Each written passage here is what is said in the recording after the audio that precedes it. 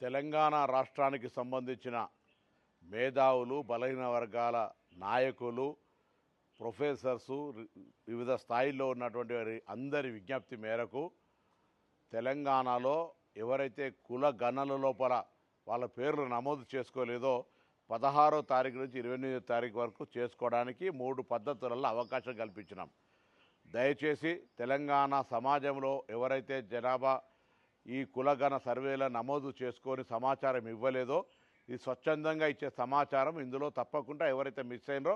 వాళ్ళందరినీ వెంటనే సమాచారం ఇవ్వమని తెలంగాణ ప్రభుత్వం పక్షాన ప్రతి ఒక్కరికి విజ్ఞప్తి చేస్తూ ఉన్నాం.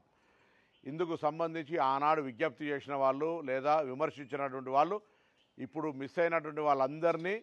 మోటివేట్ చేపించి ఇందులో జనాభా లెక్కల్లో ఈ యొక్క సర్వేలో భాగస్వాములు అయ్యే విధంగా చూడాలని ఆ సంఘాల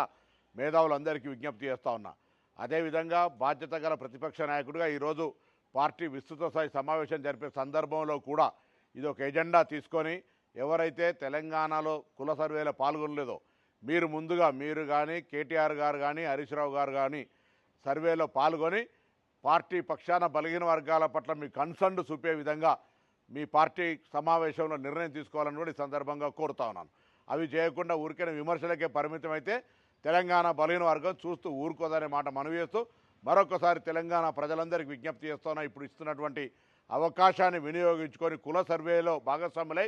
తెలంగాణ జనాభా లెక్కల్లో ఉండే విధంగా చూసుకోవాలని విజ్ఞప్తి చేస్తున్నాను.